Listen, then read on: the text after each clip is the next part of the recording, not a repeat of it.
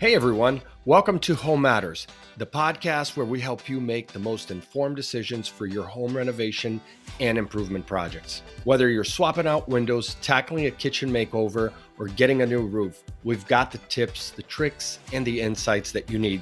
So let's get into today's topic. Well, it's that time of the year where we're in the middle of spring, but quickly approaching summer. And it's an exciting time, I think, and especially in the Northeast where you start to get really good weather. And down here in Florida, well, it starts to really change. It starts to get really hot. But that does not deter me from being a landscaping, outdoor enthusiast. I really love being out there in nature, whether it's mowing the lawn, taking care of my plants, my trees. I've got fruit trees, and to me, all of these things can work together to create the best curb appeal for your house. So I always think of it this way. Pretend you had to put together a list, a checklist of things that you need to get done for your landscaping to give you the best return on your investment if you were selling your home. Okay. So everything that you see, right? I mean, even if you're in an apartment, there are going to be plants that you could put out by the front door, by the windows, in the patio. Obviously, if you're in a single family home, you usually have some space in the driveway, around the doors, in the backyard, and so on and so forth. So we're going to talk about that today. So welcome to the Home Matters podcast. I'm your host, Alex, and we're going to talk about the world of landscaping. I was so jealous today when my wife came back from the library with the kids, and she said, "Oh, remember the gardening club that you used to go to?" This was before COVID. So they were meeting there. They're from the University of Florida, and they meet once a month. And I said, "Oh gosh, don't tell me that." I really did enjoy. Never thought that, when I was young, that I would enjoy hanging out and just geeking out with the gardening club to talk about, plants and things like that. I could have been a botanist, I think, because I really do enjoy taking care of plants, but I also like the aesthetics, right? So we're going to explore budget-friendly tips to boost your curb appeal, okay? So let's kick things off with the first touch point here, which is assessing your outdoor space. So before you even think about doing your landscaping project, you need to take stock of what you're working with. Walk around the property and assess the current state. The soil quality, believe me, soil quality matters. I had really bad soil when I moved to this area of the Space Coast here in Florida. And if you have bad soil, guess what? You're not going to be able to have thriving plants. Sunlight exposure, depending on where you plant it, it may not thrive because it's not getting enough sunlight, or maybe it's getting too much. And of course, existing vegetation. Understanding these factors are going to be very important for you. So consider creating a simple sketch or map of the outdoor space. This way you can visualize where you want to add the improvements. And this is going to be important for how much time and also for your budget. So do that, right? And prioritize the project. So that's what I do. If I've got 20 things that I want to do on my wish list, well, which 3 do I want to get done this month? Obviously, it's going to be driven by cost and time. And remember, the goal is to enhance the home's overall aesthetic while working with the budget constraints. Next up, we have planning and prioritizing. Once you've done a rough draft and it's in place, it's time to prioritize the projects, as I said earlier, because without planning, believe me, it just doesn't work. You got to get it down on paper. You got to go on Pinterest. You got to go on YouTube, watch the TV shows, check out the books. I'm going to give you some resources so you can do all of that. But these are all factors that are important, from focusing on high impact areas such as the front yard and the entryway, as these are the first things that visitors see when they come to your home. And it's the first thing that you see when you come home. So you want to make sure that you see that in a way that is pleasing for you. And then consider factors like cost, time, and the effort required for each project, and tackle them one at a time based on your budget and timeline. I know I keep talking about budget and timeline, but listen, it is important in just about everything we do in life, right?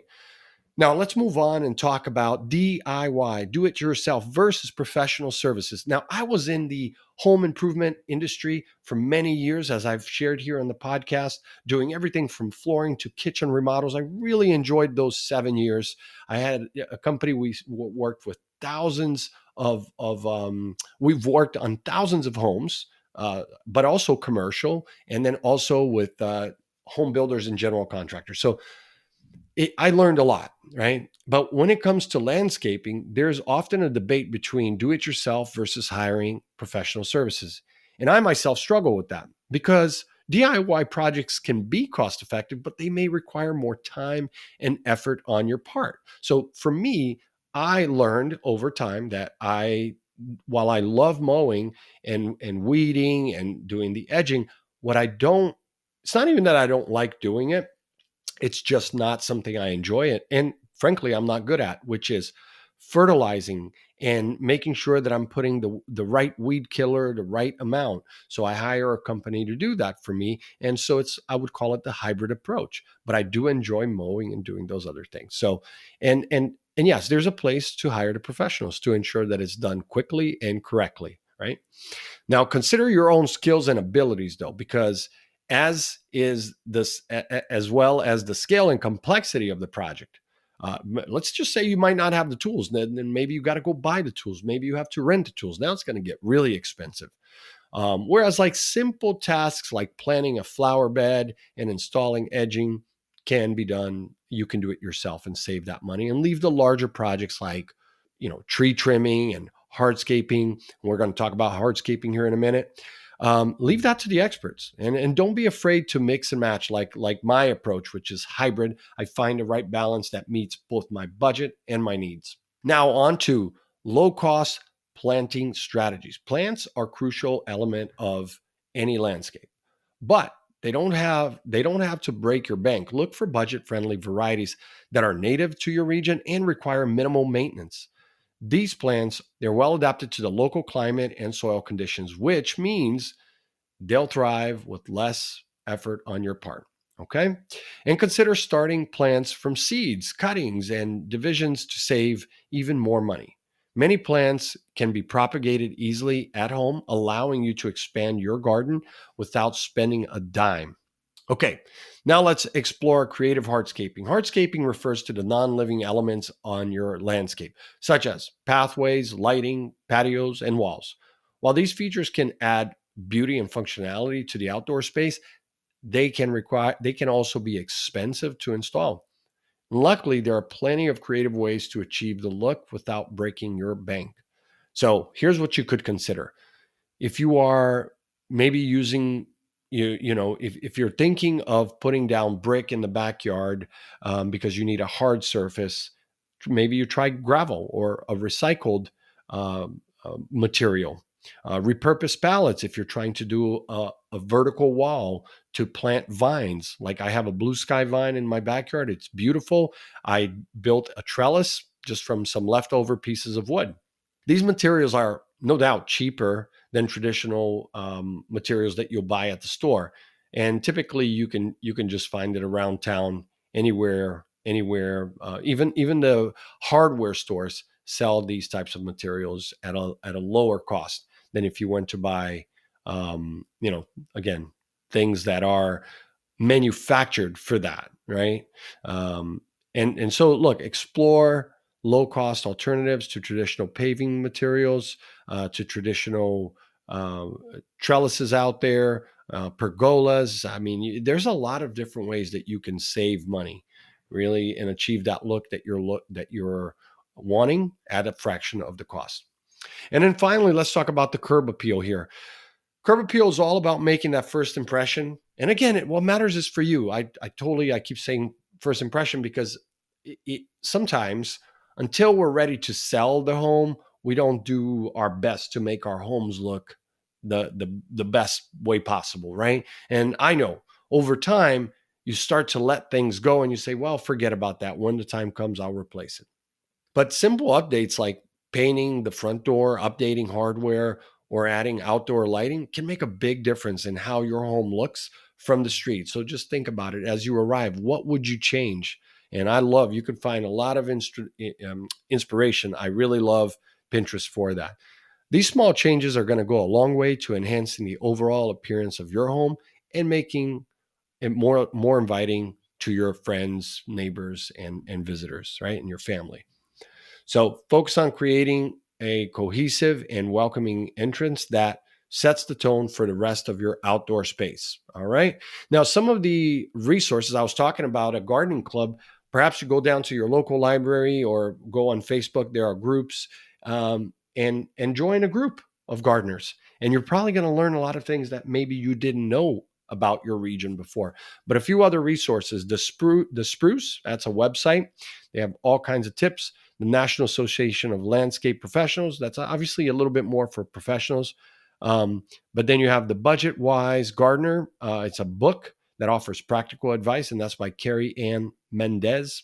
And then you have a channel on YouTube that I follow called Garden Answer. It features a wide range of gardening and landscaping tutorials, tips, and inspiration. So follow. I believe the host's name is Laura. She really has a passion for gardening, and I always learn something new. All right. So with these budget-friendly landscaping tips, you can elevate your home this spring and summer to a new height.